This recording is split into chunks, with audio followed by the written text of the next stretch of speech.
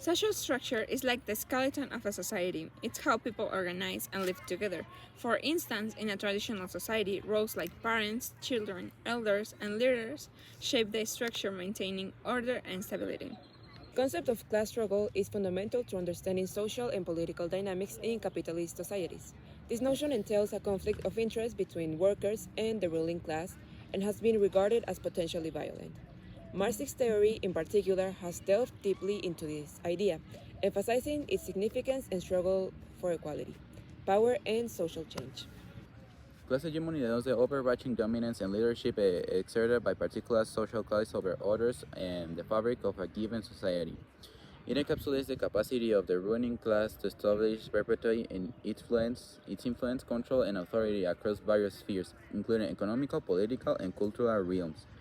This hegemonic control extends beyond the coercion, encompassing the several shaping of societal norms, value, and ideologies, thereby fostering the widespread acceptance and internalization of the ruling class worldview as natural and inevitable.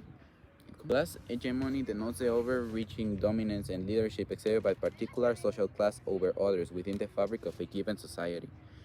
It encapsulates the capacity of the ruling class to establish and perpetuate its influence, control, and authority across various spheres, including economic, political, and cultural realms. This hegemonic control extends beyond mere coercion, encompassing the subtle shaping of societal norms, values, and ideologies. Thereby fostering the widespread acceptance and the internalization of the ruling class worldview as natural and inevitable by subordinate classes. Power relationships. Karl Marx, the influential philosopher and economist, viewed power as something held by a specific group, the ruling class, in a society at the expense of the rest of the population, the subordinate class. For Marx, power is a constant sum game where any net increase in the ruling group's power represents a net loss in a power for others. Marx doesn't provide a clear-cut definition of power, but for him, power involves coercion. According to the perspective, power resides in the economic infrastructure and those who control the means of production.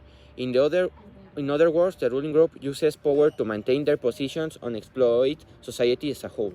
The mode of production is a central concept in Marxism and refers to a way of society is organized to produce goods and service. There are two main aspects to this concept: forces of production. This includes all the elements that come together in production. The other is relations of production. These refer to the relationships between people and their relationships to the force of production. Let's look at the different modes of production according to the Marxist theory.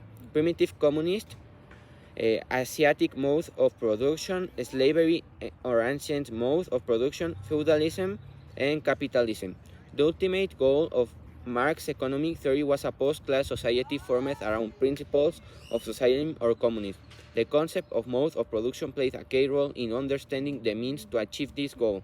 Marx differentiated various economies through history, documenting what he called the stages of dialectical development of historical materialism. Social class alliance. It refers to diverse groups within a society whose experiences differ mainly based on their socioeconomic status. In most social class systems, ancient or modern, wealth is the primary defining characteristic of each class. This economic distinction significantly influences the opportunities and challenges faced by individuals across different social classes. Well, I am going to explain the means of production. Are the essential resources and tools necessary for the creation of goods and services. In historical context, this means predominantly encompass machinery and raw materials within factory settings. However, in contemporary times, the scope has broadened to encompass with an array of elements such as office spaces, elements, computer systems, and advanced technologies.